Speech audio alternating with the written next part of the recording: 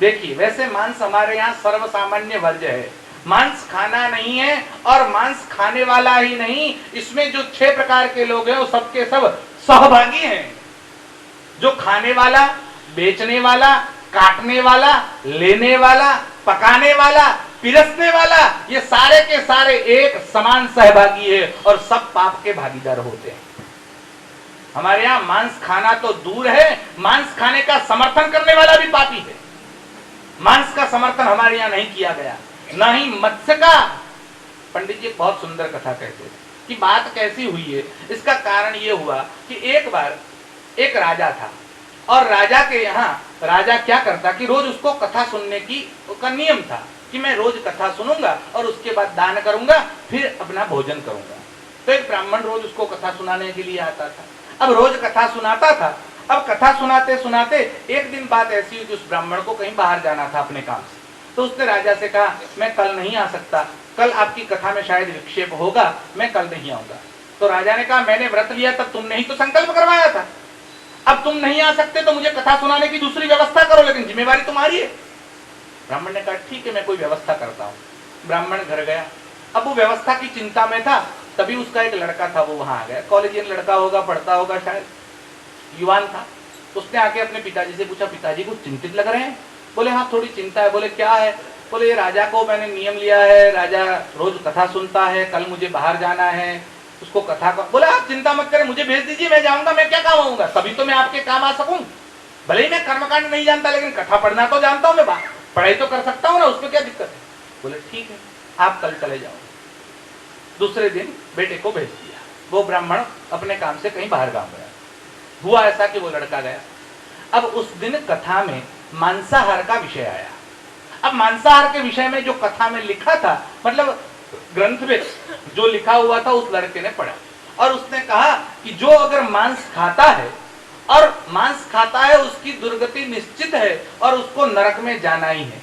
अब राजा को प्रश्न हुआ मांस खाने से दुर्गति होती है, नरक में जाना पड़ता है? बोले हाँ बिल्कुल, शास्त्र कहता है जाना पड़ता है।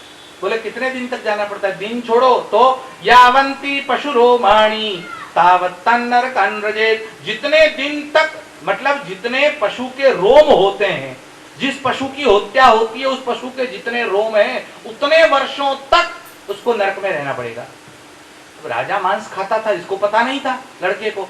अब राजा ने दूसरी बार पूछा लेकिन अगर कोई मांस खाता है, हिंसा करता है और उसके बाद कोई दान कर देता है तो? बोले दान करेगा तो भी जाना पड़ेगा नरक में। बोले गौदान करे तो? बोले तो भी जाना पड़ेगा। यज्ञ कर दे तो? अरे बोले अश्वमेध यज्ञ करे तो भी जाना पड़ेगा। यज्ञ नहीं तो क्या बात करते हो, ऐसा होता है? तो कितना मांस खाता है उसको 500 ग्राम, किलो, 5 किलो, 10 किलो ऐसा है? बोले नहीं। तो तलपुर मछली खाई के, तल जितनी, तिल जो होता है, तिल जितनी भी अगर कोई मछली खाता है या मांस खाता है, तलपुर मछली खाई के कोटि गो दे दान, और 1 करोड़ गायों का दान भले ही कर दे। तलपुर मछली खाई के कोटि गो दे दान, 1000 अश्वमेध करे तो भी नरक निदान। और 1-2 नहीं, 1000 अश्वमेध करे तो भी उसका नरक में जाना निश्चित है। अब राजा टेंशन में आ गया। राजा ने कहा तुमको पढ़ना नहीं है, उठो यहां से, जाओ घर जाओ। अब उस बच्चे ने कहा मेरी क्या गलती है, जो शास्त्र ने कहा मैंने उनको बता दिया, गलती क्या है मेरी?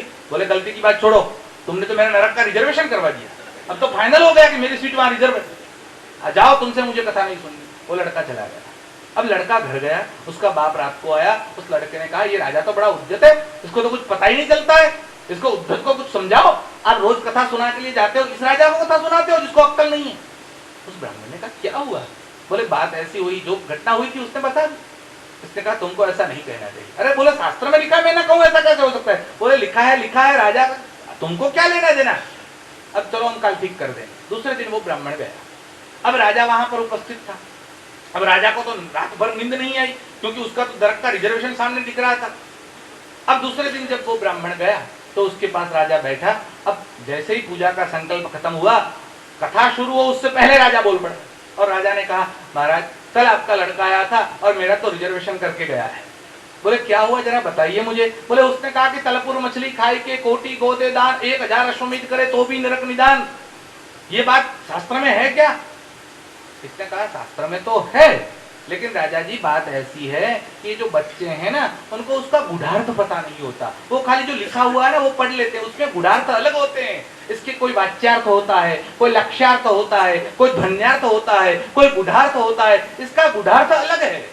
बोले गुढ़ार्थ कुछ और है? बोले हाँ। बोले क्या गुढ़ार्थ है? बोले गुढ़ार्थ ये है कि तिलपुर मछली खाई के, जो तिल जितनी मछली खाता है ना वो नरक में जाता है, जो इतने बड़े बड़े खाते हैं उसको कुछ नहीं होता।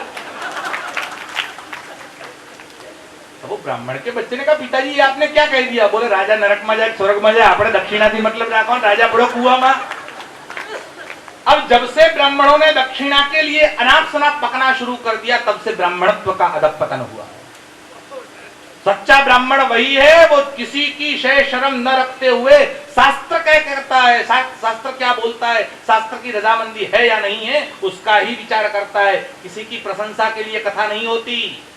आप आओ आपकी प्रशंसा करें, आप कथा में दक्षिणा दोगे और हमारा पेट भरेगा। नहीं नहीं नहीं तुम नहीं दोगे, तुम्हारा बाप देगा, तुम्हारा चाचा देगा, तुम्हारा नाना देगा।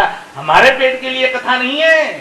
कथा किस लिए होती है? अगर सत्य सुनने की औकात नहीं उसको कथा में नहीं जाना है। उनको घर में बैठ के राम भक्ति करनी है, भगवान का नाम स्मरण करो। कथा सत्य के लिए होती है। जब से कथा का सार कब से गया? पंडितस्तु कलत्रेण रमन्ते महिषाइव। भैंसे की तरह पंडित लोग पड़े रहते थे और कथा में यजमान को खुश करने के लिए जब से कथा करना प्रारंभ किया तब से कथा का सार चला गया। किसी को खुश करने के लिए कथा नहीं होती। खुश करना है तो केवल परमात्मा को करो, केवल मेरा परमात्मा राजी रहना चाहिए। ये सब जो सुनने वाले हैं आज हैं कल नहीं है, हम आज हैं कल नहीं है। परमात्मा शाश्वत है और जो शाश्वत है उसी की प्रशंसा करें और किसी की प्रशंसा क्यों करें? खैर हम उसकी चर्चा नहीं करते। हम तो ये बात बता रहे थे कि हमारे यहाँ मांसाहार वर्ज्य है और इसलिए मांस से जो तर्पणा भी होते हैं, श्राद्धादि होते हैं वो कलयुग में वर्ज्य है।